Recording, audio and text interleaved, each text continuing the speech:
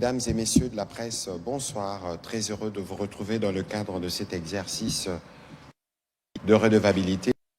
Et ce soir, ce sera un exercice quelque peu spécial parce que nous ne parlerons pas avec le ministre d'État, ministre des Infrastructures, d'abord des travaux publics et de ce qu'il occupe quotidiennement.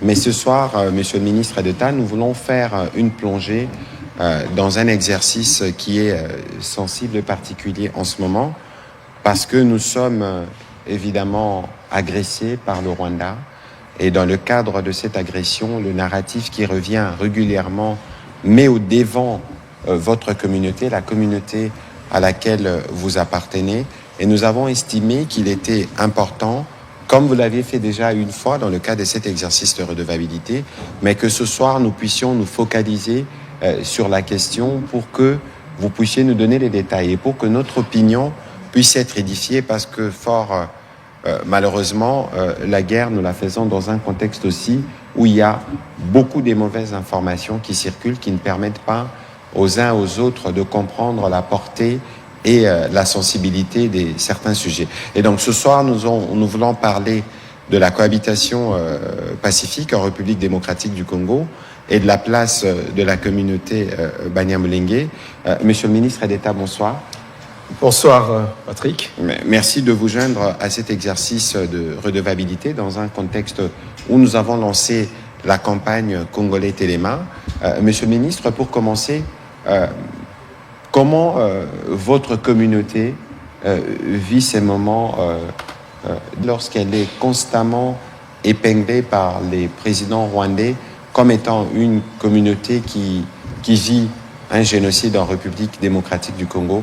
Comment réagissez-vous face à tout cela? Parce que vous savez mieux que nous que tout ce que le président Kagame dit n'est pas vrai.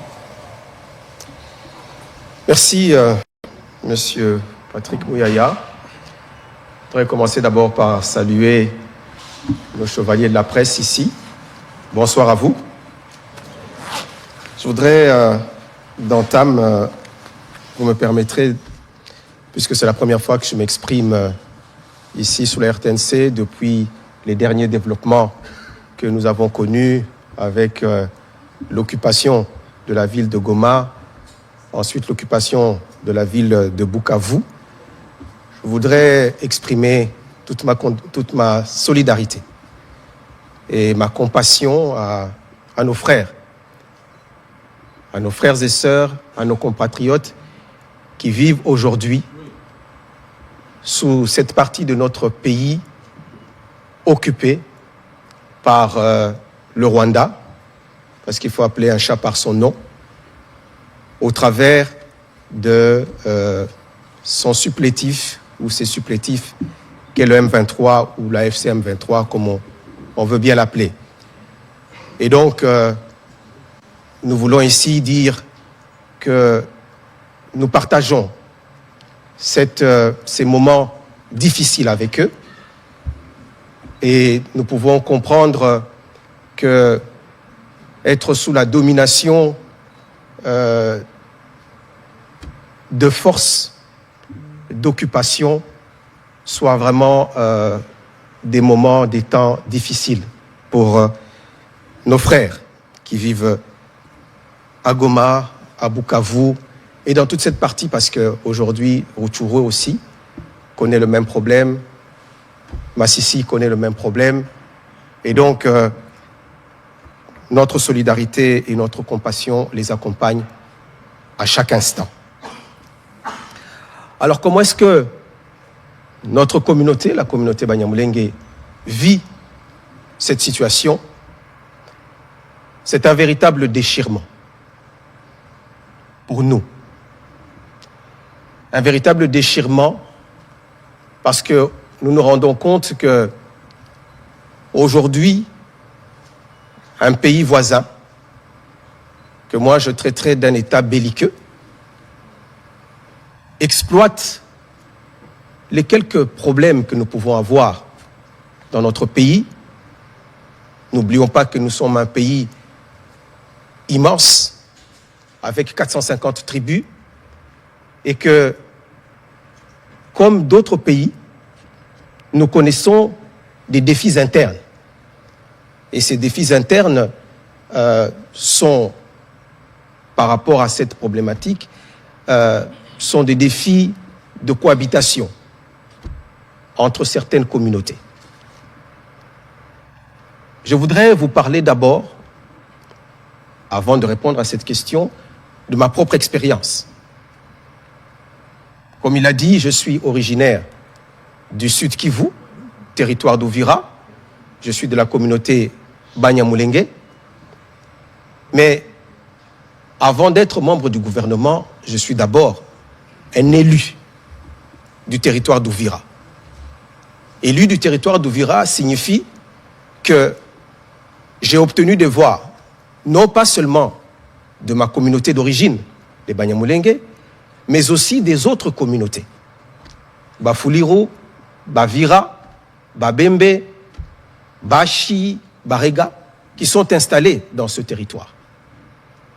Et peut-être pour la petite histoire, vous devrez aussi savoir que je suis le fils d'un illustre homme politique, M. Gisaro Mourosa Frédéric, qui lui-même, en son temps, a été également commissaire du peuple. À l'époque, les élus nationaux, on les appelait des commissaires du peuple. Il a été élu en 1977 et il a participé également au Parlement de 1970, mais là, ce n'était pas des élections, mais c'était par désignation en termes de consensus au niveau de la classe politique. Donc, il a été au Parlement à 2 reprises. Tout ceci pour dire que la cohabitation dans notre pays est possible. Cette cohabitation est une expérience réelle. Comme je le dis, je suis élu et donc j'ai dû aller vers ces autres communautés pour demander leur suffrage, qu'ils ont bien voulu m'accorder afin que je les représente au niveau du Parlement, au niveau de la représentation nationale. Et donc, c'est bien la preuve et la démonstration que la cohabitation est possible. Mais lorsqu'on parle de cohabitation, est-ce que cela voudrait dire qu'il n'existe pas de conflits ethniques, qu'il n'existe pas des problèmes de cohabitation entre les communautés? Non, il en existe. Comme il en existe dans tous les pays au monde qui rencontrent ce type de défis. Et donc, moi je dis que le problème n'est pas tant la cohabitation, mais le problème aujourd'hui est de savoir, lorsqu'il y a des problèmes de cohabitation, comment est-ce que l'État les prend en charge? Quelle est la réponse publique sur ces problématiques qui sont des problématiques inhérentes à la plupart des pays dans le monde? L'Afrique du Sud a connu un problème de cohabitation entre les Noirs et les Blancs. Les États-Unis d'Amérique, je parle là de démocratie, ont connu aussi des problèmes de cohabitation entre les Noirs et les Blancs. Et ici, en RDC, il y a effectivement des problèmes de cohabitation entre la communauté dont je suis originaire, Banyamulenge, et d'autres communautés voisines, les Bafuliro, les Babembe, dans une moindre mesure avec les Bavira, mais ce sont des problèmes qui existent. Des problèmes qui sont exacerbés aujourd'hui par 2 phénomènes. Le phénomène de l'existence des groupes armés qui sont pratiquement devenus des groupes armés communautaires parce que chaque communauté du Sud Kivu aujourd'hui a son groupe armé. Les Bavira ont leur groupe armé, les Fuliro. La plupart des communautés du Sud Kivu ont des groupes armés. Donc ça voudrait dire qu'il y a un problème de circulation d'armes et qui font qu'au lieu de régler les problèmes comme africains au niveau de l'arbre à palabre, mais il y a malheureusement des exactions qui se font parce qu'il y a des gens qui sont détenteurs d'armes. Mais ce problème est exacerbé aujourd'hui à cause de l'ingérence d'un pays voisin qui est le Rwanda. L'ingérence du Rwanda au travers des multiples invasions qu'ils ont perpétrées dans notre pays, font que ce problème a pris une dimension qui est aujourd'hui, qui nous fait vivre la situation, comment je vais appeler ça, cette situation terrible que nous connaissons aujourd'hui, où notre pays est divisé, où notre pays est victime d'une agression, d'une occupation, avec des prétextes fallacieux, où un pays vous dit « je viens pour protéger la minorité Tutsi ou la minorité Banyamulenge qui sont en danger d'extermination ». Mais où se trouve ce projet d'extermination? Qu'on me dise à quel endroit on a concocté ce projet et combien de Tutsis aujourd'hui sont massacrés dans notre pays. Nous avons ici affaire à une situation où vous avez un pyromane qui vient, qui dit il y a le feu, alors que le feu n'existe pas, et qui vient après dire c'est moi le pompier pour éteindre ce feu parce que je viens pour protéger une minorité. J'ai eu à le dire ici il y a quelques années, sur le même plateau aussi de la RTNC, en disant que nous, comme communauté Banyamulenge, ou de manière plus générale la communauté Tutsi, nous n'avons jamais demandé au Rwanda de venir ici pour protéger notre communauté. Bien au contraire, les différentes invasions que fait le Rwanda ne fait qu'exacerber les problèmes de cohabitation qui peuvent exister. Parce qu'il en existe aussi entre les Luba et les Katangais. Nous l'avons vécu ici. Lors des joutes électorales, on a senti une certaine violence qui est revenue entre ces deux communautés. Nous le vivons aussi en Ituri, entre les Hema et les Lendu, ou encore ici, plus près de Kinshasa, entre les Teke et les Yaka. Tous ces problèmes de cohabitation sont des problèmes que doit résoudre la République démocratique du Congo parce que ce sont des défis internes. Point n'est besoin de voir un État voisin devenir l'avocat d'une partie de notre population et intervenir militairement avec plus de milliers de soldats, soi-disant pour protéger une communauté. Non, l'agenda est tout autre. Parce que je voudrais savoir, et je pose la question, qui protège la communauté Banyamulenge installée ici à Kinshasa? Est-ce le Rwanda? C'est notre État. C'est la RDC qui les protège. Nous avons ici, à Kinshasa, des membres de la communauté. Moi, je les fréquente, je les vois tous les jours. Ils circulent librement dans les villes de Kinshasa. Dans la ville de Kinshasa.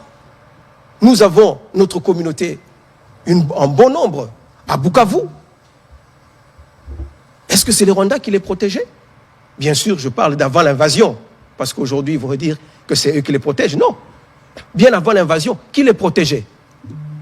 Ce n'est pas le Rwanda. Ceux qui sont à Uvira, ceux qui sont à Lubumbashi, ceux qui sont à Kolwezi, sans oublier le gros qui vit dans les hauts plateaux de Mwenga, Fizi, Uvira, à Minembwe, puisque c'est le coin qui est le plus connu. Ce n'est pas le Rwanda qui les protège.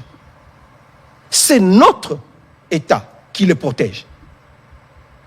Il peut y avoir effectivement des manquements. Cela peut arriver, mais il n'est nullement question, et nous n'avons pas invité le Rwanda à venir régler ce problème. Qu'il y ait des discours de haine vis-à-vis de cette communauté, parce que une certaine partie de notre population qui est affectée par le fait que le Rwanda attaque notre pays et qui dit « mais vous leur ressemblez ». C'est ça le vrai problème. C'est la confusion qu'il y a parce que lorsqu'on regarde le visage des Rwandais, entre guillemets, parce que là aussi, il faut préciser que le Rwanda est peuplé, non pas que des Tutsis, mais il y a aussi des Hutus, et qui sont majoritaires. Mais simplement parce que le régime de Kigali, aujourd'hui, qui est dirigé par M. Kagame, et parce que M. Kagame est Tutsi, comme je le suis, comme il y a des communautés à cheval sur chacune de nos frontières. Mais à cause de cette ressemblance de phénotype, on considère que nous épousons leur narratif, nous épousons leur cause. Il n'en est pas question. Moi, et comme beaucoup d'autres, Banyamulenge, et je dirais même des Tutsis, de manière générale, nous ne sommes pas d'accord avec ce que le Rwanda, le plan du Rwanda, le plan macabre du Rwanda sur notre pays. Nos problèmes, nous voulons les régler en interne. Nous n'avons pas besoin de l'intervention d'un autre pays pour venir résoudre ou pour venir nous protéger, comme je venais de le dire. C'est notre État qui nous protège, comme il protège toutes les autres communautés du pays. Et en plus, laissez-moi peut-être continuer là-dessus. Allez-y, s'il vous plaît. Les autres conflits ethniques qui existent dans notre pays, mais les ressortissants, disons les populations de ces communautés-là, sont des communautés aussi qui sont à cheval avec les autres pays. Je vais prendre l'exemple des Hema et des Lendu, qui ont des problèmes aussi de cohabitation. Mais vous avez des Hema qui sont en Ituri, mais des Hema qui sont aussi de l'autre côté de la frontière, en Ouganda. Alors, si aujourd'hui, vous voyez l'armée ougandaise dans notre pays, mais ça, c'est une armée qui est invitée par la RDC parce qu'il y a des accords avec eux. Il y a une mutualisation de nos forces pour résoudre un problème que nous partageons. Par exemple, le problème des ADF, Nalu, qui sont d'origine ougandaise, mais qui sont venus ici, qui se sont réfugiés en RDC et qui déstabilisent leur pays d'origine. Mais l'Ouganda n'est pas venu comme ça sans être invité. L'Ouganda est venu au Congo sur l'invitation de notre gouvernement et nous mutualisons nos efforts, nos forces pour régler ce problème. Mais, Monsieur le ministre, une petite parenthèse sur ces sujets de l'Ouganda. Il semble que du point de vue de Rwandais, c'est l'élément déclencheur du conflit actuel et surtout que nous étions avec vous, avec le président de la République à Pondwe. On a décidé de faire des routes ensemble en partant de Kasindi jusqu'à Goma et que c'est une zone qui est considérée comme une zone d'influence ou que l'existence de cette route empêcherait Kigali et Gisenyi de vivre parce qu'ils déversent leurs produits à Goma. Merci, Monsieur le ministre, parce que là, maintenant, vous parlez des vraies causes de la guerre. Les vraies causes de l'invasion du Rwanda dans notre pays, qui, comme vous savez, sont des causes d'abord économiques, de pillage de nos ressources. Et pour parler de cette question de la route, c'est parce que, justement, nous avions, et je suis ici bien placé pour le dire, parce que je suis ministre des Infrastructures, et j'ai travaillé sur ce dossier, nous avions décidé, dans le cadre de la coopération avec l'Ouganda, de faire la route de Kasindi, qui est la frontière avec l'Ouganda, Beni-Butembo, mais aussi de faire la même route au niveau de Bunagana, Rutshuru-Goma. Deux routes qui sont dans le Nord Kivu. Et nous avions décidé de le faire ensemble, en partageant d'ailleurs les coûts de ce projet. Mais c'est à la suite justement du lancement de ce projet que le Rwanda a décidé d'entrer en guerre avec nous. Pour la bonne et simple raison que aujourd'hui, vous savez que notre pays est un pays enclavé, du moins dans sa partie est, et que pour atteindre l'océan Indien, il faut traverser des pays voisins, dont le Rwanda ou alors l'Ouganda, et l'essentiel du trafic passe par le Rwanda, Gisenyi, la ville de Gisenyi, qui est la ville voisine, ou Cyangugu, qui est l'autre ville vers Bukavu. Et nous avons l'essentiel des trafics qui passent par là.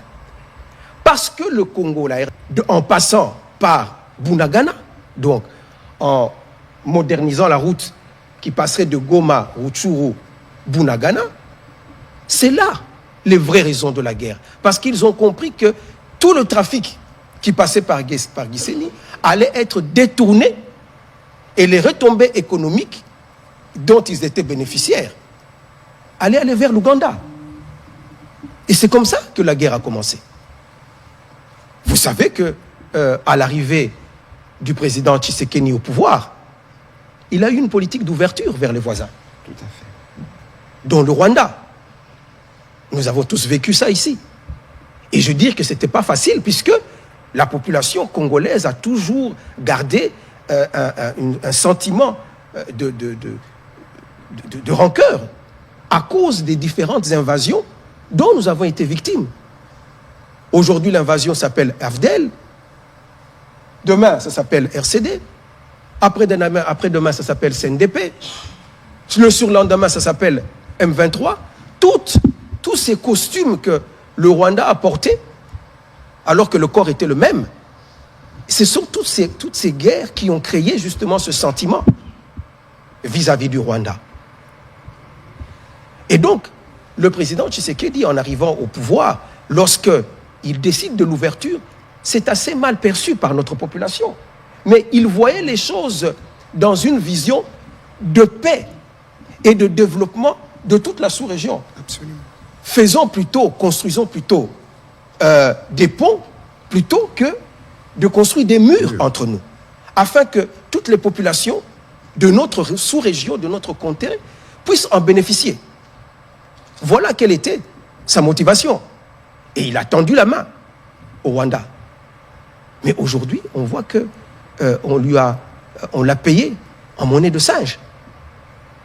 Vous comprenez? Et donc, pour revenir à ce que je disais tout à l'heure, c'est véritablement d'abord des raisons économiques et je dirais même des revendications territoriales. Puisqu'aujourd'hui, peut-être que la presse n'est pas informée, mais si vous suivez les débats au Parlement rwandais, aujourd'hui, ils discutent sur les contours ou les limites du Rwanda de l'époque, je veux dire, précoloniale. Tout à fait. À l'époque des royaumes et des empires. On aura l'occasion d'y revenir. On va y revenir peut-être. Tout à fait. Mais il y a eu 1885 qui a fixé les limites territoriales, les limites de chaque pays. Et aller à l'encontre de cela, c'est violer le droit international. Donc, je voulais parler justement, tout à l'heure, j'avais commencé à développer la problématique de la coopération qui doit exister entre les États. La problématique, comme je l'ai dit tout à l'heure, des Hema et de Lendu, qui est un problème qui touche une communauté qui est à cheval, mais vous ne pouvez venir, si nous avons besoin de votre accompagnement, de votre soutien, que si nous vous invitons. Il y a un droit international qui existe et qu'on ne peut pas fouler aux pieds comme cela. Alors, aujourd'hui, et je vais y revenir, vous savez, nous sommes tous conscients que le Rwanda a vécu un drame innommable, le génocide. Tout à fait. Et c'était des moments terribles que nous ne cesserons de dénoncer. Le génocide des Tutsis au Rwanda est une réalité. Personne ne peut en douter. Et aujourd'hui, il y a une forme de culpabilité collective parce que la communauté internationale avait abandonné cette population. Et qui fait que cette même communauté a du mal aujourd'hui à condamner.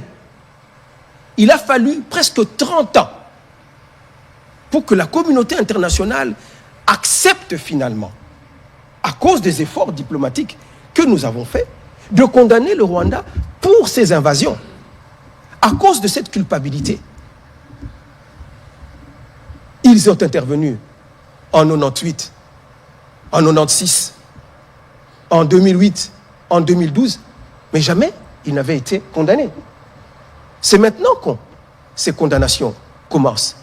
C'est cette culpabilité qui est à la base de cela.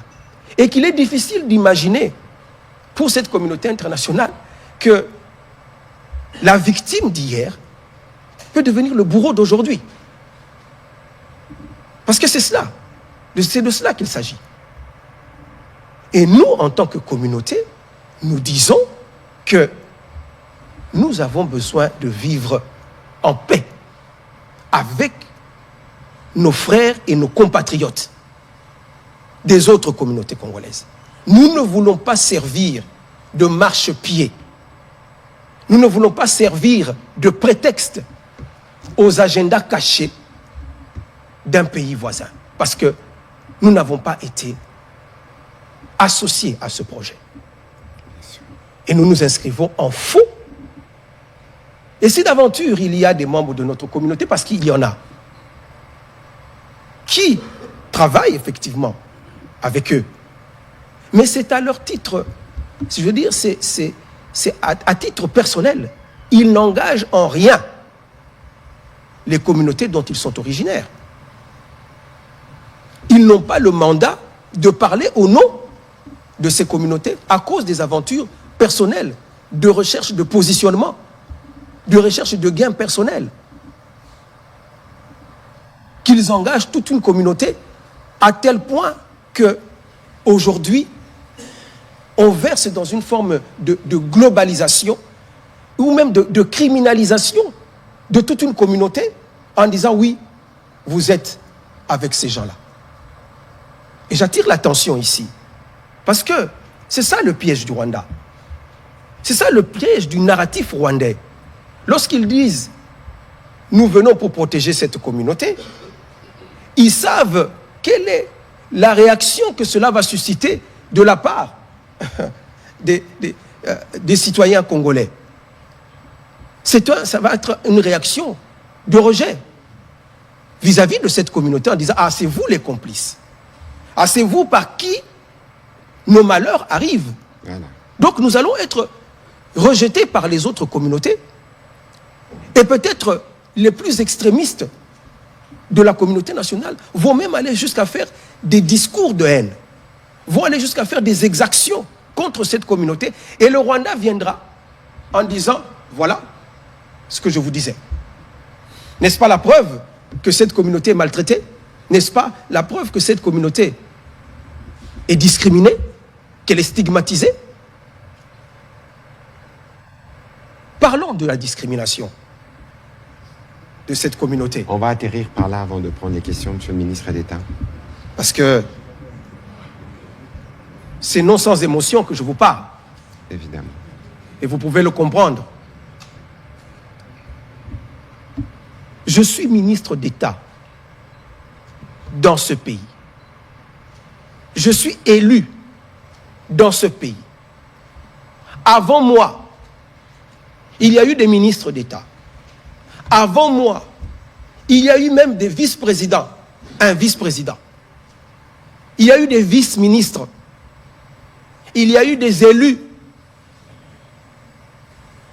Toutes ces fonctions, ce sont des Banyamulenge qui les ont occupées. Et donc lorsqu'on parle de discrimination, il faut quand même nuancer les propos. Parce que notre communauté a toujours été représentée, je ne veux pas dire dans toute l'histoire, mais je vous ai compté, je vous ai dit que dans les années 70, nous avions un élu.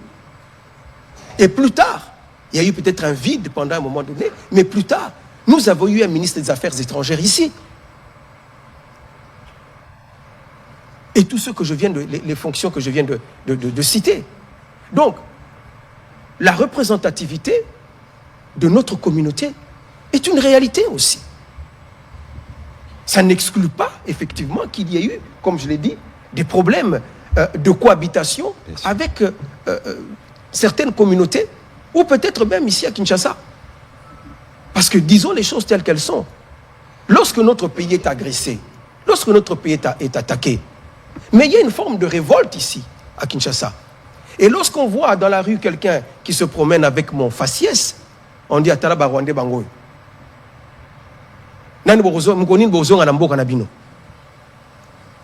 Donc cette confusion qui vient dans le chef de notre population, mais quelle en est la cause? C'est d'abord les attaques. C'est d'abord l'agression. Bien sûr, l'élément déclencheur. L'élément déclencheur. Et donc, ce que nous pouvons dire aujourd'hui, c'est de ne pas verser dans ce piège qui nous est tendu. Poison rwandais. Ce piège qui nous est tendu, qui tend à nous diviser, qui tend à exploiter nos conflits, à exploiter nos divergences internes, pour servir des agendas que la plupart de ceux qu'on utilise ne connaissent pas. Voilà le danger qui nous guette. Je vais peut-être m'arrêter là. Monsieur le ministre, merci beaucoup. C'était lent parce que j'avais prévenu en début de cet exercice que c'était un briefing particulier. Je voudrais, avant que nous ne puissions prendre les questions de professionnels des médias, revenir sur ce que le président de la République disait à ces sujets, à ces mêmes endroits où nous sommes, le 22 février 2024. Tout à fait. Je suis le seul, si pas le premier en tout cas président de la République démocratique du Congo à avoir dit haut et fort, en parlant des Banyamulenge, mais j'élargis même à tous les Tutsis congolais que ce sont nos compatriotes. Il y a des Banyamulenge qui sont morts pour cette République et sous le drapeau.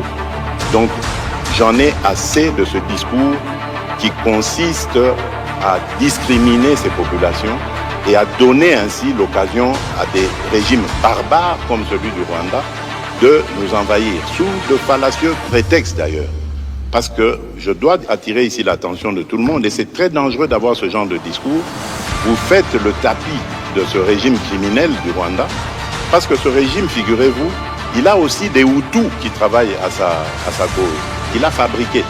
Et il envoie ces gens traquer, violenter, massacrer des Tutsis pour dire « Ah, vous voyez, les Tutsis sont en danger ».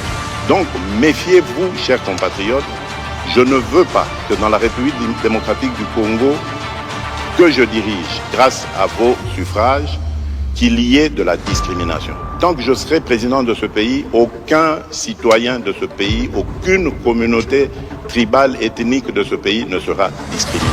Je tiens à le dire haut et fort et je ne m'arrêterai pas là. Voilà, le président de la République lui-même, le commandant suprême, l'a dit de manière claire et ferme qu'aucune communauté ne devrait être discriminée. C'est un rappel que nous faisons tous les jours. C'est un rappel qui est très très important parce que, comme nous le savons tous, la République démocratique du Congo est un pays rempli de minorités, mais nous formons tous un seul pays. 26 égale 1, 145 égale 1, comme vous tous vous le savez. Nous allons commencer, Monsieur le ministre d'État, la série des questions. Il y en a beaucoup, moi-même. Il y a des préoccupations pour lesquelles nous solliciterons vos éclairages, parce qu'il est important que notre population qui nous suit à travers cet exercice comprenne justement la sensibilité du sujet et la nécessité pour elle de faire toujours la démarcation entre ceux qui sont les bourreaux et ceux qui sont des dommages, parce que malheureusement votre communauté est stigmatisée, et cette stigmatisation faite par les présidents Kagame vous expose, comme vous l'aviez expliqué tout à l'heure, aux yeux des autres communautés. Mais c'est pour ça que nous faisons cet exercice, pour que les uns les autres puissent comprendre et faire la nuance sur cette question et nous préserver d'être considérés comme un pays où il y a une discrimination contre une communauté. Monsieur Amédée Moirabou, allez-y pour vos questions. Merci beaucoup. Amédée Moirabou pour Finance et Entreprises. J'aurais 2 questions d'actualité au ministre Mouyaya. Excellence, on assiste ces derniers temps à une véritable croisade de Rwandais, de Paul Kagame dans le média américain, où on entend la même rhétorique mensongère pour justifier sa présence ou non en République démocratique du Congo. Mais on observe que de votre côté, c'est silence radio. Alors j'aimerais savoir qu'est-ce qui est fait à votre niveau pour contrer cette croisade dans les médias américains avec la rhétorique mensongère que vous connaissez bien. Alors la deuxième question, Excellence, c'est il y a le Parlement rwandais qui a pris une résolution le 6 mars, c'est tout récent, sur les causes profondes de l'idéologie du génocide dans la région des Grands Lacs. Alors, pour être beaucoup plus précis, j'aimerais lire cette résolution. C'est une quinzaine de résolutions que le Parlement rwandais a pris. Et la première résolution dit ceci. Les causes profondes de la persistance de l'idéologie du génocide à l'est de la RDC et ses conséquences directes sur les Rwandais sont enracinées dans l'héritage colonial. La délimitation arbitraire des frontières a fait en sorte qu'un grand nombre de personnes parlant la langue kinyarwanda se retrouvent, soient devenus des citoyens de l'actuelle RDC. J'aimerais savoir ce que vous en pensez. Vous pouvez être complété par le ministre Lemineta qui a commencé à effleurer cette question quand il a pris la parole. Merci. Merci beaucoup pour vos pertinentes questions. Je crois que nous tous, nous devons être très vigilants et faire attention. Autant nous sommes dans notre droit de regarder ce que font les ennemis, mais il faut surtout être vigilant à ce que nous faisons. Parce qu'aujourd'hui, les Rwandais n'ont jamais été autant dans une mauvaise posture. Et que la contre-offensive, entre guillemets, si les gens veulent la considérer comme telle, parce que ça se fait en renfort de mensonges aux États-Unis, ne vient qu'en réaction. N'oubliez pas qu'il y a quelques semaines, c'est lui qui est considéré comme le numéro 2 du régime, qui a été des tristes mémoires, chef d'état-major de notre armée en 97, a été sanctionné par les Américains. Il est ministre d'État en fonction. Il a été sanctionné. Et vous avez suivi, le président de la République avait fait une interview dans le New York Times où il avait parlé de cette idée de voir comment attirer plus d'investissements américains dans notre secteur minier dans le cadre de la stratégie de la diversification. Les débats aujourd'hui aux États-Unis n'est pas les débats qui consistent à écouter les mensonges répétés des Kagame. Nous savons qu'il a eu des rencontres notamment au niveau du Capitol Hill au Congrès où ses envoyés ont reçu une fin de non-recevoir. Vous pouvez venir, on vous écoute, mais on vous dit qu'est-ce que vous faites en RDC? Qu'est-ce que vos militaires font en RDC? Il y a des problèmes de gouvernance, il y a massacre de communautés, etc. Mais la question qu'on leur pose, qu'est-ce que vous faites en RDC? Quittez le territoire, c'est pas le vôtre, c'est pas eux qui vont venir régler nos problèmes de gouvernance ou le problème de la coexistence pacifique entre nos communautés. C'est ça les messages qu'ils entendent à Washington. Un mensonge en force d'être entendu ne devient pas la vérité. Parce que, regardez bien, s'il vous plaît, vous pensez que c'est sur quelle base que les Américains ont pris la décision de sanctionner James Kabarebe? Est-ce que les Américains, en prenant ces décisions, ne connaissaient pas le narratif rwandais? Vous êtes sûr? Parce que la décision, lorsqu'elle est prise, elle est motivée. Il faut lire ce qui est écrit lorsque James Kabarebe est sanctionné. Dans la posture actuelle où tous les pays du monde, un par un, commencent à prendre des sanctions, les sanctions qui, pour nous d'ailleurs, sont arrivées un peu plus tard, après les condamnations, est illustratif du ras-le-bol, du comportement du président rwandais. Alors moi, je veux bien que les compatriotes puissent être sensibles sur les gesticulations de nos adversaires, mais il faut bien lire et bien interpréter le travail que nous faisons avec le président de la République en tête. vérifier, regardez, vous tous, vous avez vu, Monsieur Boulos, que le président Trump a choisi pour être l'envoyé spécial dans le Grand Lac. Et lorsque vous lisez les articles qui annoncent tous, en toile de fond, parlent du deal minier, de la discussion.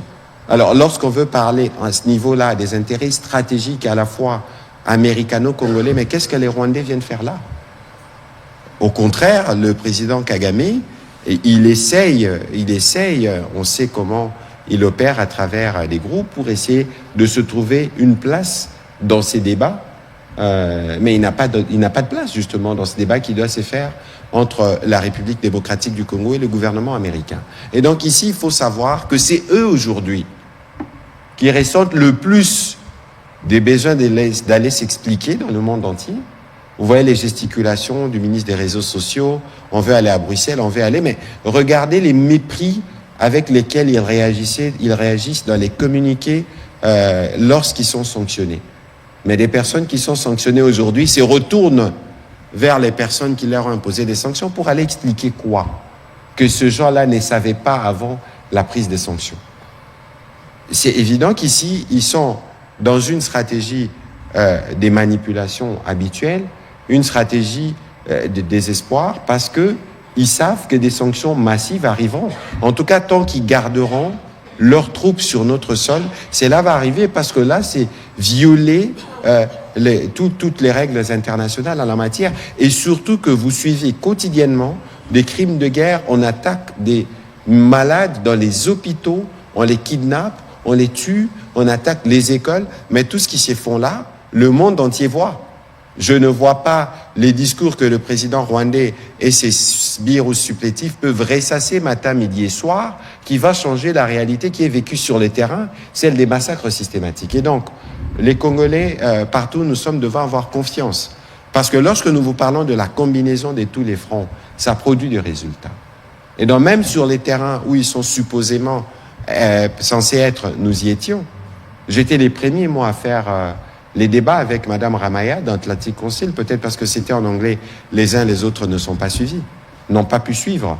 Et donc il y a, on vous dira pas, il y a des initiatives en cours, des interviews en cours de préparation qui vont aller à tous les niveaux, parce que les médias constituent pour nous un front à part entière. Donc de ce point de vue, soyez plutôt rassurés qu'un mensonge à force d'être entendu ne deviendra jamais vérité. Sur les deuxièmes volets de votre question que le ministre d'État a effleuré, je serais d'ailleurs heureux qu'il puisse me compléter à ces sujets. Nous savons qu'en réalité, le plan du Rwanda, derrière tous les faux prétextes aujourd'hui, c'est de réussir à couper une partie de la RDC. Alors, on essaye de deux manières. Soit qu'on l'occupe avec nos militaires, en imposant la terreur telle qu'ils l'ont fait, pensant que la communauté internationale, ou d'abord nous-mêmes les Congolais, on ne serait pas vigilants, on se laisserait faire. Comme ça, ils consacrent la balkanisation physique de fait. Parce que ce qu'ils font, c'est quoi? Dans les territoires occupés, quand ils arrivent, la première chose qu'ils font, ils brûlent les archives. Ils brûlent les archives, ils font des redistributions de terres et ils pensent même repeupler. Mais c'est quoi le plan? Et c'est ce qui est en cours. Et tout le monde le sait, parce que c'est que je vous dis, si vous lisez un article qui est sorti il y a quelques semaines de Michael Arong, elle s'appuie sur des commentaires qui sont faits par les experts des Nations Unies. Et nous avons ces éléments, le vice-premier ministre, ministre de l'Intérieur l'a déjà abordé en conseil et nous sommes déjà revenus dessus. Alors, la messe qui est dite, la fausse messe qui est dite au niveau du Parlement rwandais, c'est encore une fois du verbiage, parce que ici, le gouvernement rwandais tient à tout prix à garder son opinion avec elle, en disant que nous avons des problèmes de sécurité, parce que là-bas, on massacre des Tutsis. Encore que le ministre d'État l'a déjà dit ici, quelle que soit la nature de problème qu'il peut y avoir en RDC, eux n'ont pas le droit d'intervenir. Nous avons les Bazombo ici, nous avons les Bateke, nous avons des tribus transfrontalières. Est-ce que s'il y a un problème avec les Andés dans l'ex-Équateur là-bas, est-ce que le président Touadéra doit intervenir? Et donc, vous voyez qu'ici, c'est un plan malsain qui est concocté et on veut se donner tous les arguments pour venir les justifier devant la propre opinion rwandaise qui commence à se distancer de leur régime. C'est parce que les citoyens rwandais n'ont pas le droit à la parole. Mais si on leur devait donner la parole, je ne suis pas sûr qu'ils embrasseraient tout de suite les schémas ourdis par leur président. Un schéma où on veut commencer à perpétuer des mensonges avec des sénateurs qui ne se gênent pas devant des médias publics de venir tenir des propos qui attaquent les femmes dans ce qu'elles ont de plus précieuses, qui sont victimes des agissements de leur armée. Vous voyez la structuration d'un régime si barbare et qui pense pouvoir se pérenniser ici, soit par eux-mêmes, soit par des supplétifs. C'est là le plan. Et c'est pourquoi nous sommes debout. C'est pourquoi les Congolais nous sommes télémas. C'est pourquoi toutes les communautés de la RDC, y compris la communauté du ministre d'État, dit non et se mobilise justement pour mettre fin à ces plans malsains d'occuper une partie de notre territoire et de revenir sur les tracés coloniaux. C'est vous dire que tout ce qu'ils utilisent comme prétexte, discours de haine, etc., ce ne sont que de prétextes mensongers. Les vraies raisons sont celles-là. Monsieur le ministre d'État, un complément sur cette question. Très bien. Je crois que vous avez pratiquement tout dit sur la question, mais moi je voudrais insister sur le fait que le monde dans lequel nous vivons n'est pas une jungle, où chacun peut se lever, un État peut se lever et fouler aux pieds les règles internationales impunément. Les relations entre États sont définies par, justement, des règles internationales. Et donc, ici, on ne peut pas comprendre. Il y a des exemples dans l'histoire, d'ailleurs. On ne peut pas comprendre que ce soit un État étranger qui vienne faire l'avocat d'une communauté d'un autre pays. Si les communautés de ces pays-là, d'un pays donné, mettons la RDC ici, puisqu'on parle du cas des Tutsis, si les Tutsis s'étaient levés pour dire « nous voulons une autodétermination », parce que nous ne sommes pas acceptés en RDC, nous sommes... Alors, cette autodétermination, c'est celle-là qui peut créer ou engendrer, comme dans le Soudan du Sud, vous savez que le Soudan avant était un seul pays, mais ce que vivaient les Noirs du Soudan a poussé ce peuple-là à s'autodéterminer. Vous comprenez? Mais ici, en République démocratique du Congo, ce qui est étonnant, ce n'est pas la communauté congolaise qui peut avoir des problèmes, qui demande une autodétermination. Il s'agit d'un autre pays qui vient, qui dit non, cette communauté-là vous devez... parce que c'est ça qu'il y a derrière. Peut-être que vous ne l'avez pas souligné. Ce qu'il y a derrière, ce que le Parlement a pris comme résolution, ce sont des visées territoriales. Ce sont des visées pour dire que puisque ces populations se sont retrouvées de l'autre côté de la frontière à cause des limites fixées par la colonisation, eh bien, nous voulons récupérer ces espaces dans lesquels ils vivent. C'est ça qu'il y a derrière. C'est ça l'agenda. Le véritable agenda, c'est celui-là. Et maintenant, on commence à utiliser des mécanismes nationaux, passant par le Parlement, une résolution, pour que demain, on puisse passer véritablement à l'action. Donc c'est ça le but. Vous comprenez? Alors, nous disons qu'il n'y a pas en République démocratique du Congo des espaces ou des personnes ou des communautés qui ont décidé qu'elles puissent être récupérées par le Rwanda ou que leurs espaces puissent être... Et il ne faut pas oublier aussi que, en parlant que des Tutsis, mais les Tutsis ne vivaient pas seuls, même dans l'époque coloniale ou l'époque des royaumes et des empires. Si tant est qu'ils vivaient dans ces parties, dans ces espaces, Rutshuru, Massissi, ils n'étaient pas seuls. Et donc, lorsqu'on parle de... Même si on devait, dans l'impossible, je suis dans l'impossible où il y aurait quelqu'un qui voulait le faire, mais ce n'est pas que une communauté qui vit avec les autres, qui dit, moi, je décide que, voilà, je veux m'autodéterminer. Non. Ils étaient avec les Hutus, ils étaient avec les Nyanga, ils étaient avec les Houndé, ainsi de suite. Vous comprenez? Donc, ceux de notre communauté qui veulent servir ces intérêts-là ne pourront pas y arriver parce qu'il y a les autres communautés qui ne vont pas les rejoindre dans cette démarche-là. Vous comprenez? Donc, aujourd'hui, on ne peut pas imaginer, c'est tout simplement invraisemblable. Voilà pourquoi on utilise la terreur. Voilà pourquoi on utilise la force armée pour faire taire ceux qui osent lever le doigt ou lever la bouche pour pouvoir dire le contraire de leur agenda. C'est ce qui est en train de se passer. Et malheureusement, pour eux, c'est que même nos villes qui sont occupées aujourd'hui, il y a une vraie résistance. Il y a une résistance silencieuse peut-être, parce qu'ils n'ont pas d'armes pour pouvoir réagir. Mais ils résistent. On leur parle. Et ils demandent quand est-ce que, finalement, nous allons revenir dans le giron national. Nonobstant la propagande que nous pouvons entendre, de leurs affidés. C'est ça la réalité. Voilà ce que je pourrais dire. Voilà, Monsieur Eric Izami. Merci, Monsieur le ministre.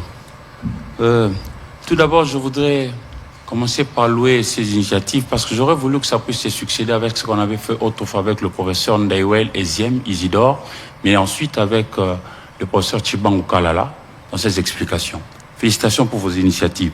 Maintenant, mes préoccupations. Merci. La République démocratique du Congo, jusqu'aujourd'hui, partout à travers le continent, on sent que nous priorisons la paix pour vivre avec les autres. Vous avez bien parlé, les Congolais de partout vous ont écouté.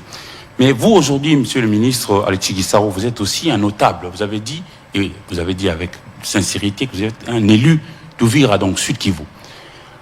Puisque nous, RDC, nous avions priorisé la paix et que le voisin belliqueux n'en veut toujours pas, alors comment pensez-vous que l'on puisse résoudre ces problèmes récurrents des incursions rwandaises dans nos terres, en pensant à ce qu'avait dit Mobutu en son temps? Je ne veux pas récupérer par la parole ou le dialogue ce qu'on m'a ravi par la force. Avant vous et moi, Mobutu l'avait dit. Ça, c'est la première préoccupation. La deuxième préoccupation, vous avez dit et fait remarquer que dans le Sud Kivu, nous avons Chabunda, Kalehe, Walungu, Kabare, etc., etc. Mais vous avez remarqué que chaque tribu ou presque, les Babembe, les Bafulero, les XY, ont chacune des tribus une milice. Comment vous, en tant qu'élu du peuple, donc notable et érudit de la République, pensez-vous résoudre ce problème-là pour que ça puisse terminer? Et je termine par cette question. Vous avez été sincère. Moi, je suis fils de l'ONATRA. Vous avez été ADG à l'ONATRA. J'ai vu un peu votre parcours comme ça, moi en tant que journaliste, vous en tant que politique. Alors, quand vous dites, vous n'avez pas donné mandat à X ou Y personnes appartenant à votre communauté que d'aller revendiquer quoi que ce soit aux Congolais. Vous avez dit la vérité. Mais alors, la question, seriez-vous capable de coopérer avec la justice de la République démocratique du Congo pour dénicher ceux-ci qui distribuent la mort quand même? Ce sont là mes questions. De toute évidence, le ministre d'État va répondre, mais sur la question de la sécurité de communauté, ce n'est pas une question qui se règle au niveau de la notabilité, c'est une question qui se règle au niveau global. Mais c'est pourquoi aujourd'hui, le président de la République, nous travaillons notamment à renforcer la police, parce que c'est la police qui est censée être, c'est lui qui assure la sécurité de biens et des personnes à l'intérieur du territoire national. Et donc, ça, c'est un engagement sur lequel nous travaillons. Évidemment, il faudra régler les problèmes de groupes armés. Il y a des processus qui sont prévus pour. C'est une combinaison des efforts qui nous permettront d'une part de régler ces problèmes-là, mais d'autre part de renforcer la police qui est censée, elle, être la seule structure qui assure la sécurité de toutes les communautés à la fois. Imaginez qu'on a 450 tribus, s'il y a 450 milices, ça devient source d'insécurité pour tout le monde et partout. C'est pour ça que nous tous nous investissons l'État investit dans la police pour que la police puisse jouer ces rôles-là des protecteurs de biens et des personnes. Monsieur le ministre d'État. Très bien. Ça, je pourrais dire que c'est la réponse institutionnelle. Comment est-ce que l'État répond à cette problématique des incursions, à la problématique liée à nos groupes armés, donc l'insécurité causée par nos propres compatriotes. Et je vais terminer par la question de la justice dont vous avez parlé. Bien. La réponse à cette problématique, d'abord, est une réponse qui fait appel à notre conscience de quoi que nous donnons à nos enfants. L'éducation ou l'instruction qui est donnée dans les écoles, c'est là que les choses doivent commencer. C'est là qu'on doit dire à un élève que celui qui est là, même s'il n'a pas la même longueur ou la même forme du nez que toi, mais il est ton frère, il est ton compatriote. Donc la première réponse finalement à cette cohabitation, c'est d'abord l'éducation. Parce que ça, c'est une réponse à long terme. Parce que tant que subsistera justement, comment dirais-je, ces problèmes de cohabitation, nous donnerons toujours, quelque part, une fenêtre à ceux qui veulent déstabiliser notre pays. Donc, l'éducation de notre population est la première réponse. Et je dis que ça commence par l'école. Mais aussi l'éducation de nous tous. Parce que bien souvent, c'est l'ignorance qui est à la base des conflits qui existent. Il y a des gens, de manière tout à fait objective, mais vraiment de manière tout à fait objective, qui croient véritablement que un Tutsi ne peut pas être congolais. Qu'il n'y a pas de Tutsi congolais. C'est de l'ignorance. Parce que l'histoire de notre pays, comme on l'a dit un peu tout à l'heure, l'histoire de notre pays a fait que la délimitation de nos frontières n'est pas l'œuvre des Congolais. C'est l'œuvre des puissances coloniales de l'époque qui ont décidé de départager l'Afrique en fonction de leurs intérêts. Peu importe quel était le peuple ou la communauté qui vivait à tel ou tel endroit. Il y a des endroits où, entre les pays, il y avait des frontières naturelles, comme, je ne sais pas, ici, le Congo en face, nous avons une frontière naturelle. Mais, le fleuve. Mais si vous allez plus loin, toujours entre nos deux pays, vous allez vers l'Ouosi, il n'y a pas de frontière naturelle. En marchant à pied, vous vous retrouvez dans le Congo voisin. Mais ce sont les mêmes populations qui vivent. Bien sûr. Exactement. Et cela est valable sur les 9 frontières de notre pays. Et donc aussi à la frontière avec le Rwanda. Qu'on les aime ou qu'on ne les aime pas, ça c'est un fait historique. Ça ne dépend pas de nous, Congolais, ou même des Rwandais. Ce sont des choses, des délimitations qui nous ont été imposées à nous tous. N'est-ce pas? Et donc, il faut que les gens le comprennent. Vous savez, je vais paraphraser la Bible qui dit que mon peuple meurt faute de connaissance.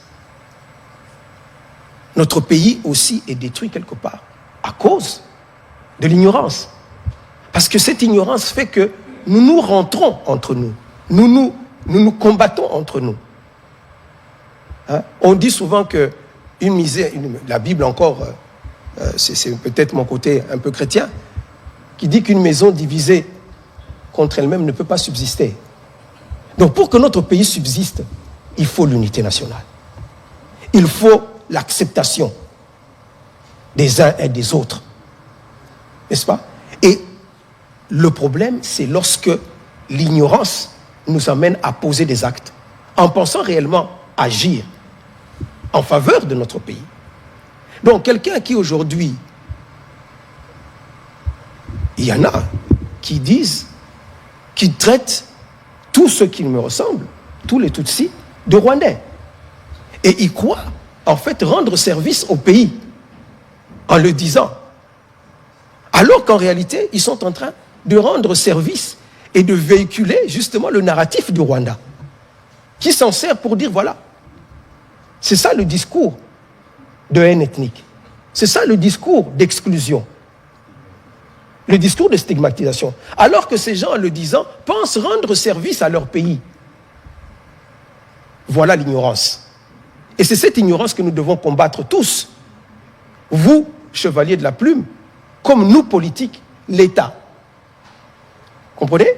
Donc, l'aspect de l'éducation de la masse est une chose importante pour la survie de notre pays. Il y a aussi maintenant, vous l'avez évoqué tout à l'heure, la justice. La justice régule aussi les actes que nous posons. Si les discours de haine ethnique, ou s'il y a des exactions qui sont faites et qu'ils ne sont pas réprimés, eh bien, c'est la porte ouverte à tous les débordements. Mais à contrario aussi, s'il y a des personnes qui sont des traîtres pour la nation, mais nous devons également les dénoncer. Nous devons également les pointer du doigt. Et si vous voulez que je vous réponde de manière très claire à cette question, oui, moi je suis prêt. Je suis prêt à les dénoncer. Et ils ne s'en cachent pas. Ils ne s'en cachent pas. Vous les voyez, ils sont de l'autre côté. Bien sûr. Ils servent le Rwanda. Tous les jours. Ils ne s'en cachent pas. Vous allez les voir dans les réseaux sociaux, vous allez les voir dans les déclarations qu'ils font, ainsi de suite. Donc, ils sont connus. Et un jour, ils rendront des comptes à notre pays. Merci. Voilà, merci. On va prendre les deux questions restantes parce que nous devons courir derrière le temps. Monsieur Patrick Lacoué, et puis ce sera notre collègue de l'ACP. Merci beaucoup, Excellence, pour la parole. Monsieur le ministre Guizarro, vous venez de dire, et dans vos mots introductifs, vous avez dit qu'il y a eu dans ce pays des leaders, si je peux prendre ce terme-là, des leaders de votre communauté qui ont eu à gérer la chose publique dans ce pays. Et tout à l'heure, et qui continuent, entre autres vous. Et tout à l'heure, vous avez relevé un problème d'éducation de masse.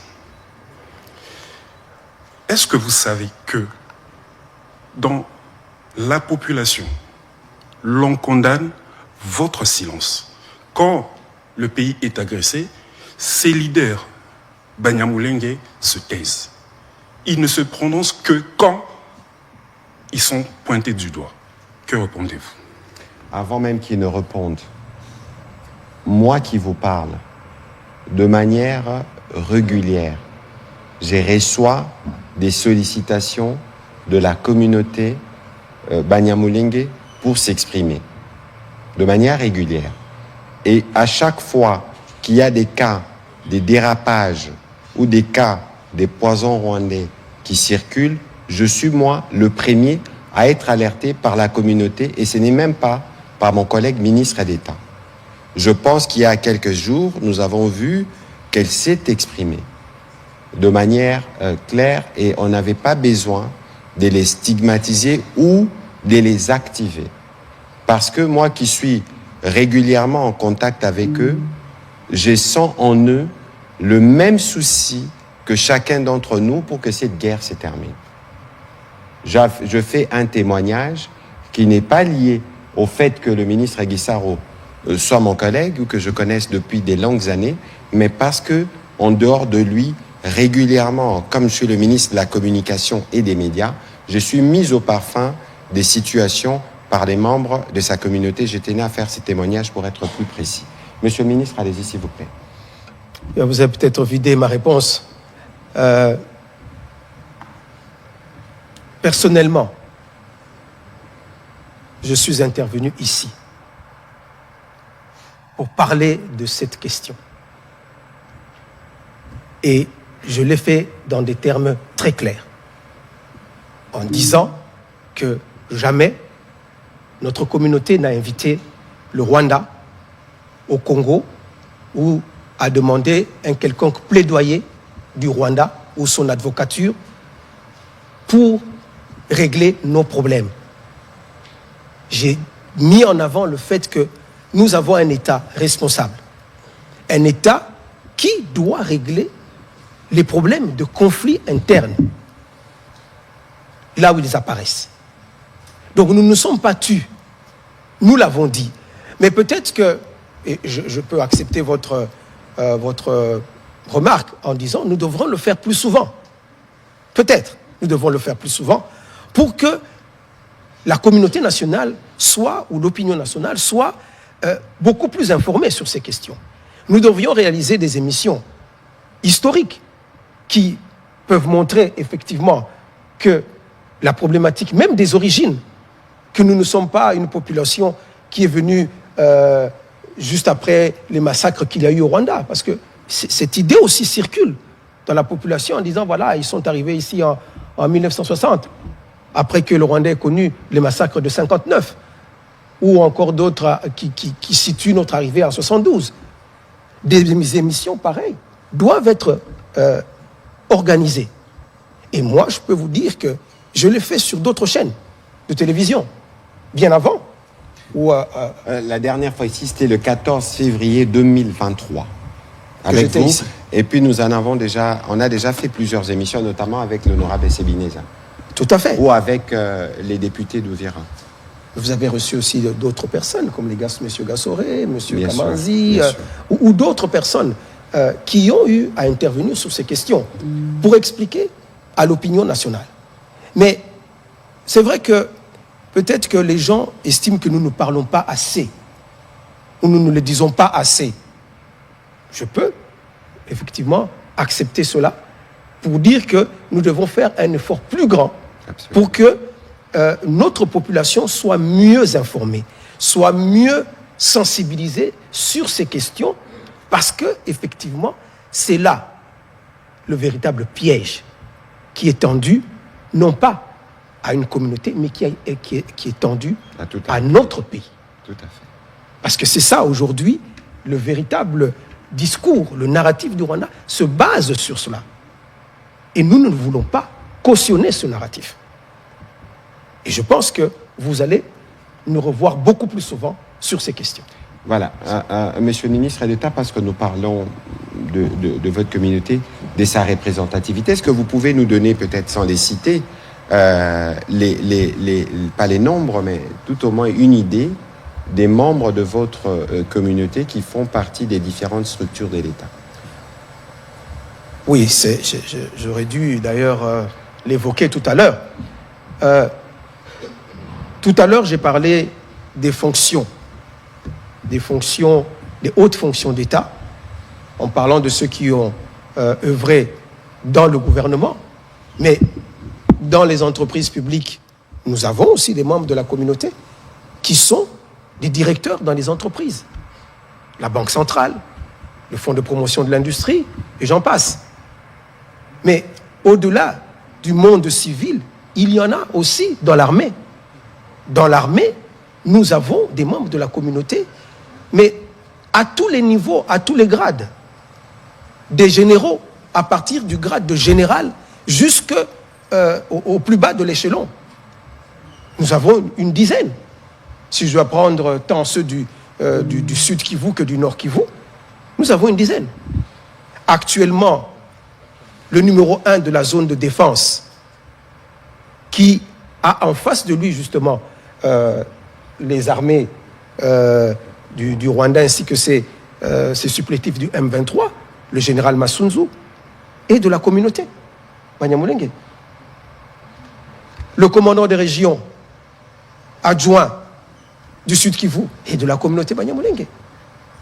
Je passe, vous avez au niveau de l'inspection générale, au niveau de la force terrestre, nous sommes représentés dans ce corps. Et ce qu'il faut ajouter, c'est que ces communautés ou les membres de notre communauté meurent avec les autres.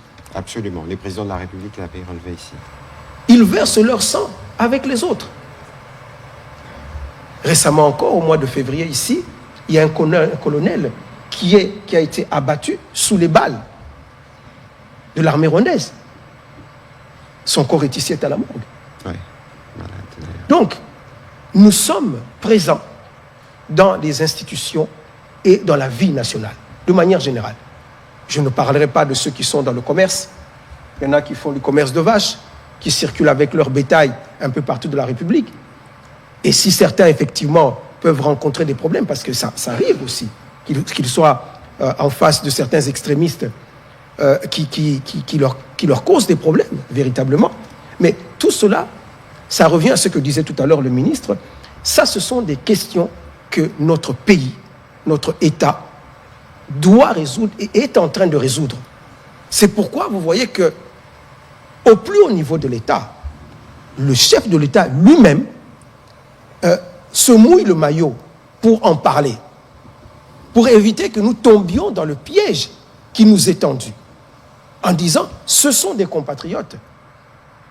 Ils meurent au front avec nous, avec les autres communautés de la République, pour défendre l'intégrité territoriale, pour défendre notre pays. Et c'est ça, finalement, le sens même de l'unité nationale. C'est ça le sens de la cohésion nationale. Et ce n'est que de cette façon que nous bâtirons un État fort au cœur de l'Afrique. Tout à fait. Merci. Voilà. Je la pose à M. le ministre de la Communication et Médias. Monsieur le ministre, puisque actualité oblige, la présidence angolaise a annoncé aujourd'hui, mardi, la prochaine ouverture des négociations avec des groupes armés après la visite du président de la République. Est-ce que le M23 et AFC sont aussi concernés par ces négociations? Écoutez, merci pour la question.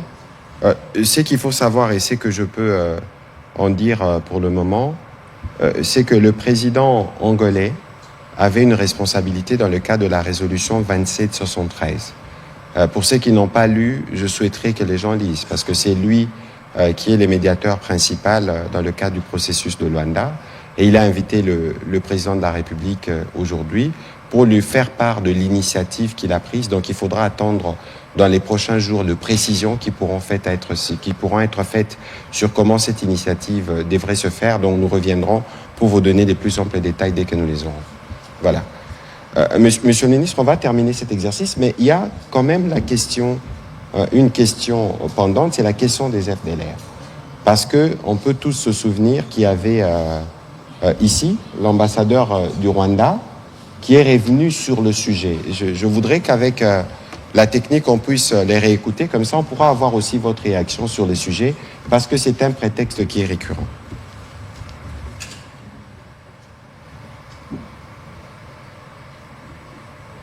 En accord avec la technique, on va réécouter ce que disait l'ambassadeur rwandais ici à Kinshasa au sujet justement des FDLR. Nous n'avons aucun intérêt d'attaquer les FDLR aujourd'hui, au moment où les FARDC les ont sérieusement attaqués et ils sont vraiment affaiblis. On en parle très peu.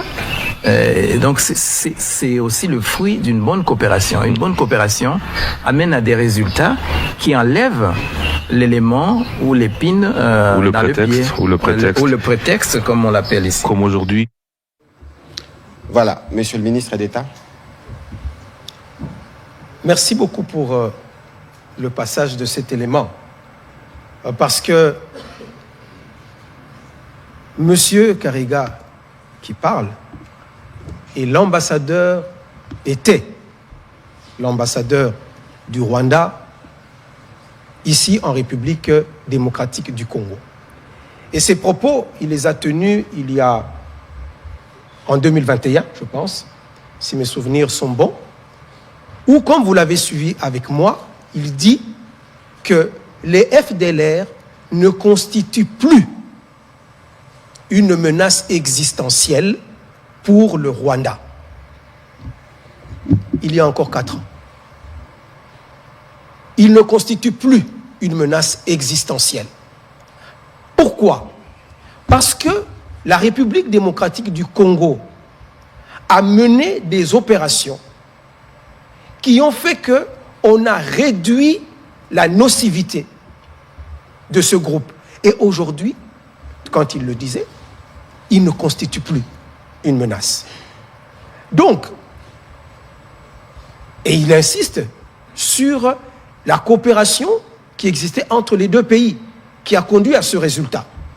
Il a dit c'est bon qu'il y ait une coopération.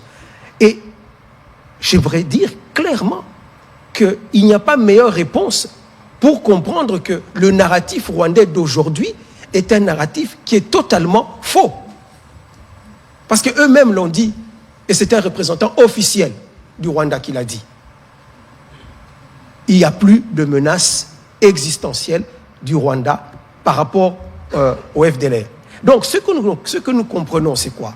C'est-à-dire que lorsqu'il y a coopération entre les deux pays, les FDLR n'existent plus, ne sont plus une menace. Mais lorsque les relations deviennent mauvaises, tout d'un coup, ces FDLR deviennent une menace. Que devons-nous comprendre? Quelque part, il y a quelqu'un qui ment. Ou c'est l'ambassadeur qui avait menti, et je ne pense pas que c'est le cas, ou c'est le discours actuel, ou qui est mensonger. Absolument. Donc, en réalité, chers compatriotes, il s'agit là d'un mensonge d'État. Les FDLR, comme vient de le dire, effectivement, dans une période non suspecte, le Rwanda a déclaré que le FDLR n'était plus une menace pour le Rwanda. Et d'ailleurs, dans le cadre justement du processus de Luanda, la République démocratique du Congo s'est offerte en disant, mais si réellement le problème est là, nous pouvons mutualiser, nous pouvons essayer de régler ce problème. Non pas en mutualisant parce qu'aujourd'hui nous n'avons plus confiance en eux, mais la RDC s'engage à pouvoir régler ou à neutraliser ces forces résiduelles, pour utiliser l'expression qu'eux-mêmes ont utilisée. Nous avons pris cet engagement à Luanda, et puisque nous l'avions réussi dans le passé et qu'eux-mêmes l'ont reconnu, nous pouvons encore le faire aujourd'hui pour le petit résidu qui reste. Voilà, merci Monsieur le ministre d'État. L'exercice était long, il était intéressant et merci de votre disponibilité et celle que nous connaissons d'ailleurs de membres de votre communauté à s'associer notamment à la campagne Congolais Téléma que nous avons lancée pour faire face justement à cette agression rwandaise. Mais Monsieur le ministre, il faut aussi Samalam, il faut aussi Sanalingala. Banakino, Bazolanda Biso, est-ce qu'il y a un mokuse au kokiko yanola? Naba oyo nde batuna ki mutuna awa oyo bazola ki sabata communauté na bino musapi ya kolobake bino boza ba complice ya ba oyo bazobundisa biso lelo. Maloba na yo Monsieur le ministre d'État. Ezali lokuta monene oyo Rwanda lelo azali ko propager tango azali ko lobake bazali ko ya awa pona ko protéger communauté na biso. Ezali lokuta monene d'abord parce que communauté na biso etikali ko inviter bango te, etikali ko senga bango te ke bazala ba avocat na biso. Communauté na biso ezali une des communautés ya Congo. Ba problème na biso entre Congolais, ata to bundi, ata to swani, tozali na tata, pe to koluka ba solution na katikati na biso. Toza na besoin te que muta uta libanda po ya koluka biso ba solution awa. Oyo azaki kolobake ayepo na yango te, ayepo na agenda mususu. Agenda ya Rwanda ezali agenda te ya koya ko protéger communauté na biso. Nazaki koloba tout à l'heure que communauté na biso ezali na Kinshasa. Toza ko vivre na Kinshasa. Toza ko vivre na Bukavu. Est-ce que na Kinshasa ata soki problème to pokoso ebimi ezali kaka l'état na biso? Est-ce que tokenda kolela? Tokoloba président batu bakomi koloba ke biso toza ba complice. Batu bakomi kotela biso na liso mabe. L'état vient à notre secours, pe bayaka. Ba oyo ba se permetta ba attaquer communauté na biso awa parce que y a capé. Tout la vérité puisque ça makambo to vivre awa sous le régime. Mais la réaction était directe. La réaction était directe. On est venu protéger notre communauté awa. Basi tenga moko oyo akufi awa na Kinshasa likolo ya likambwana. Eza Rwanda te mute protéger ki bango ezali l'état na biso. Po tozali na l'état oyo azali responsable, pe tozana mokonzi ya mboka oyo azali ko dénoncer yango mikolo nyonso na ba discours na ye. Alobaki yango na Angleterre à l'époque na Londres, alobaka que Munyamulenge azali congolais lokola ba misusu, azali compatriote lokola ba misusu. Botika kosala le jeu de l'ennemi. Oyo azolinga ko kabola biso pote bomona ke communauté wana mutu ezali complice ya makambo wana. Po yango nde baza ko utiliser lelo comme tout le argument pona kokota na kati ya mboka na biso. Tobo ya makambo wana, tobo ya kopesa bango ba prétexte na ba comportement na biso. Potangu toza ko sala bongo bango bazalo ba bozo komona. Makambo tozalo ba izaka solo baningaka bango te baza ko discriminer bango. Ceux qui bandeko ata problème ekozali ekoki kozala ata pokoso ekoki kozala toza na l'état na biso oyo tulingi yende a régler ba problème wana yango nde toza ko senga yango nde toza ko linga te que toza ko senga biso ba congolais to sala le lit to bango nde ni na lingala to pesa bango raison te na discours bango basanango o bazonga ko lekisa na ba mboka libanda pona ko kosa ete que voilà communauté oyo génocide eza ko se préparer o communauté oyo massacre eza ko se préparer contre bango yango na biso ba biso pula wana ezali wapi bayoka yango wapi boni bakufi na kati ya communauté wana tozali na Kinshasa tozali na Bukavu tozali na Uvira tozali na Lubumbashi, tozali na Kolwezi. Wapi bakufi? Pona kolobake M23 e banda bitumba. M23 o ezali tolobaka ilamba oyo Rwanda elati lelo. Pote alata belamba mususu obino moko boyebi na mikolo o ezalaki ezali passé. Tout à fait. Donc ne tombons pas tokoyate na kati ya piège na kati ya mutambo oyo banguna oyo état ya Rwanda ezaliko tendre biso tokoyate. Et je termine en faisant appel à l'unité, à la cohésion. Tozala na bomoko pote topesa occasion te na banguna bayako kosakana na mboka na biso. Yangonde tata mokonzi mboka aza ko koloba mikolo nyonso unité nationale, cohésion nationale. Ba problème na biso to résoudre entre Congolais. Merci. Voilà. Merci beaucoup, ministre d'État Namalobanayo. Je crois que briefing à l'élève Hakim Laï, mais à la qui spécial pour nous permettre na bagnos bateau nyos bazolanda biso ba comprendre makambu oyo président de la République à Lobaka auto lexara mikolonios on a cadre campagne bomoko que babanyamulenge baza bandeko na biso ba congolais. Ministre Gissa Royabisi Pebino awa ndenge nini bango moko bazo vivre pour protéger la population mususu na mboka bato mususu yango ndeza ko exposer bango awa na Congo tozana plan to bomaka baba nyamulenge te to atakaka bango te ndenge président rwandais aza koloba na mokili mobimba pona ye azosala bitumba o na est RDC parce que tozana plan ya ko exterminer bandeko na biso baba nyamulenge yango ndeko Gissa Roye lelo pona ko limbolela biso. Ce qui bolandie malamu ebisi bino azapeka ye côté. D'abord, avant Kutu Akoba, ministre d'État, yemo kwazana nous députés. Bon, ba député nyonso bobo naka to benga ba députés nationaux pourquoi? Parce que bato ba votera ba député bazalaka bato ba membre ba communauté mon côté. Donc nenga zawana azana vote non pas ya baba nyamulenge kaka zape na vote ya ba bembe ya ba fuliro bato nyonso ba école nyonso zakana Uvira ba pona payer ministre Gisaro comme député. Aebisi bino peke na bitumbo tozo sala mikolo yo na Sud Kivu kuna oyo aza ko commander mapinga.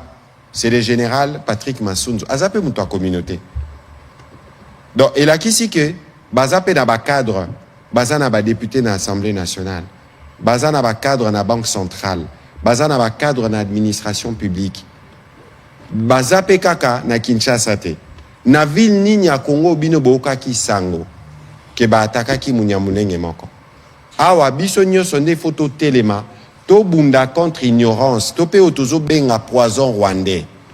Le fait que biso tozo lo ba déjà que wane za poison rwandais, eza déjà antidote, anti-poison parce que to timbeli bango ndenge basalaka. Donc biso nyonso wa toza na obligation na ba moment oyo yemoko ministre d'État pa pesi exemple ya maloba na Biblia. Kendako ezanga bomoko ezandako erusuka nango kubukana. Ce qui biso tolingi Congo na biso etelema, il faut tozala na cohésion, il faut tozala na unité, pe il faut to boya piège ya muninga. Mboka na biso Congo tozala na 450 tribus. 450 pour un même peuple. 26 provinces, eza ebele. Eza nde bandolo bana biso ba makamba ba Swahili awa, Swahili ezala nango ekolote awa na Congo. Toyebi bangala, balobaka lingala. Toyebi baluba, balobaka chiluba. Toyebi bakongo, balobaka Congo. Mais écolonie les arabes Swahili. Awa. Swahili eza munoko oyo, ba communauté na biso mingi ya ba province ya est balobaka. Parce que eza langue moko uta bakota ba Tanzanie, ba Zanzibar, tie komie pa na biso. Bashi, balobaka Swahili, balubakat, na Katanga balobaka pe Swahili, Barund, na Luala balobaka Swahili, eza na ba communauté belé lobaka munoko wana. Donc on ne peut pas considérer que na mboka na biso tozo stigmatiser o Tutsi, o Munyamulenge, o Muswahili.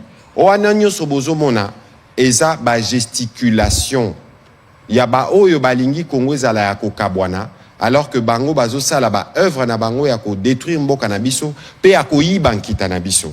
Je crois que ministre Gisaro azalaki moi moulayi pour apesi biso pe partant il y a expérience na yemoko. Il a même parlé de son père depuis 1977. Yepe azalaka commissaire du peuple neti ba député à Lelo. Donc il a kisi ke biso nyonso toza peuple moko yango to ko continuer ko travailler na bino ba pandisango pona ko yeba ba complexité pe ba diversité nyonso toza nango parce que diversité yango wana pe salaka richesse. Monsieur le ministre d'État, merci beaucoup de votre participation et à la prochaine. Merci. Merci.